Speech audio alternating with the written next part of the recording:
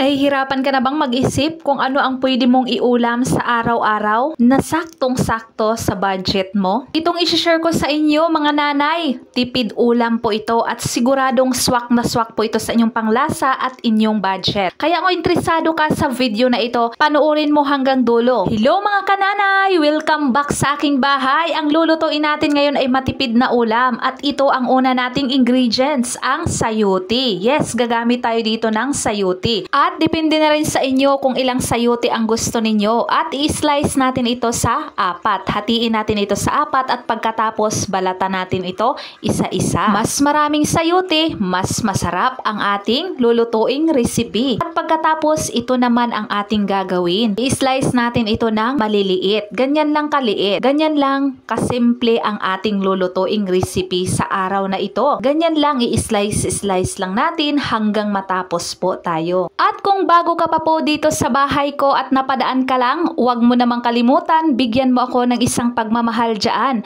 I-follow mo na rin ako para magiging updated ka palagi sa aking mga video na ina-upload araw-araw. At huwag mo namang kalimutan, ibahagi ito sa iba. I-share mo na rin para maraming makakaalam. At ito naman ang susunod nating gagawin, maglagay tayo ng mantika. Huwag po masyadong maraming mantika, and then isunod na natin ang ating mga sangkap, kagaya ng bawang at sibuyas. At ito naman ang susunod nating gagawin, ilagay natin ang hotdog. Depende na rin sa inyo ha, ito ay optional lamang, depende kung ano ang ihalo ninyo. At pagkatapos, ito naman ang susunod natin ilagay, ang ating in-slice na sayote.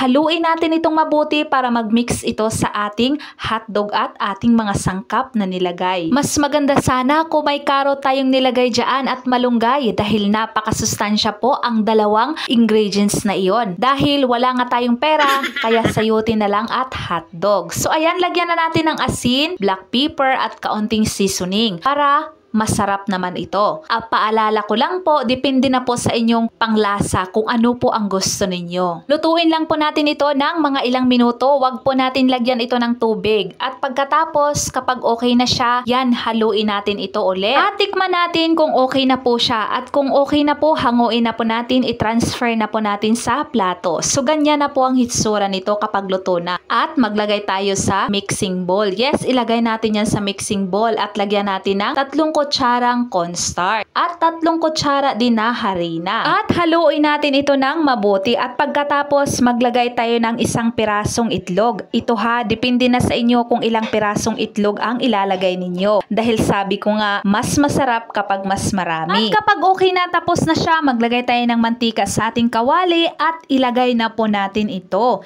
Isa-isa, dahan-dahan lang po natin itong ilagay. So ganyan na ang magiging resulta niya. Depende na rin sa inyo ha kung gaano ito kalaki. At depende na rin sa inyo kung gaano karaming mantika ang ilalagay po ninyo sa inyong kawali. So ganyan lang isa-isa hanggang maluto po siya. Paalala ko lang po, kapag nagluto po kayo sa mga ganitong recipe, kailangan po hinaan lang po natin ang ating apoy. Nasa medium heat lamang ito. At kapag okay na po, baliktarin na po natin siya para sa likuran ay maluto po ito. Ganito na ang hitsura nito kapag luto na siya, mag-golden brown na po ito. O diba, napakasarap na ulam at napakatipid at napakadaling sundan po kung paano ito gagawin. Itong ulam na ito ay tinatawag nating tortang sayote. So kung ngayon ka pa lang naka-encounter sa mga ganitong recipe, gawin mo na ito dahil napakasarap at napakatipid. Siguradong magugustuhan po ito ng inyong mga anak. At ito na po ang ulam namin sa hapunan. Tara, kain po tayo. Maraming salamat po sa inyong panonood palagi sa aking mga video na ina-upload araw-araw. More power and God bless po sa inyong lahat. Amping kanunay!